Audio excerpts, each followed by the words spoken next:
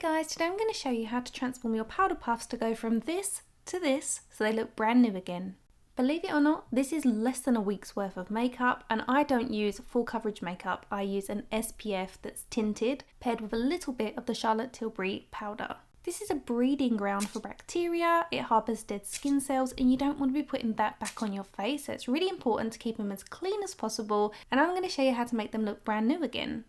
The one product that I can highly recommend is Very Liquid, and you can use Dawn dish soap if you're in the US. It is a dish soap, but I promise you it is the best product for removing makeup from clothes, from powder puffs, and it's great if you have like grease stains on your clothes. This is fantastic. But if you pop these in the washing machine without using Very Liquid, they're going to come out looking pretty disgusting. Washing detergent alone is not going to remove this stubborn makeup, so the key is to apply the Very Liquid undiluted straight onto the dry powder puff and use your fingers to really work it into the fabric. It only takes less than 30 seconds to do, and then you are good to pop it into the washing machine. Now my second tip is to use a Dettol laundry cleanser.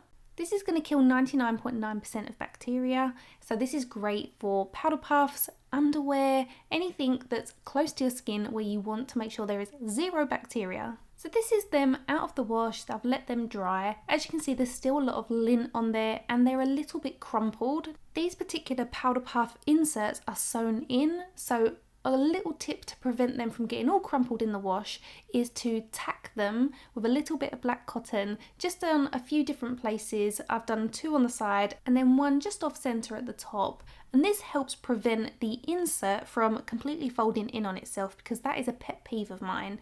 Having tacked it in a few different places, I can easily reshape it. Some powder puffs do have an insert that can come out, and that way it is less of a problem when you're trying to get it back in shape. The final step is to lint roll your powder puff, because if you don't, all that additional lint that's left on there is going to transfer straight onto your tacky layer that is your base makeup. The reason we use a powder puff is to take down that tack with a little bit of powder, and all that lint is going to transfer straight onto your face.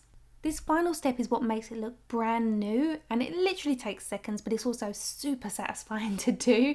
I absolutely love doing this once a week. I have 3 of these on rotation, so really you should only have to use 1 powder puff every few days and then give it a nice wash. Again, you can do this by hand in the sink, you don't have to pop it in the washing machine, but if you've already got a dark wash going on and you're going to use Dettol, then it makes sense just to throw them in there. And as you can see, they both look absolutely brand new now. I really hope you found this useful. Please let me know if this is something you're going to try, if it's something you already do, or if this has been an absolute game changer for you. Please subscribe if you are new to my channel. Don't forget to share this video with your friends and family, anybody that you know that could benefit from learning how to take care of their powder puffs. You can use a similar method for your makeup sponges.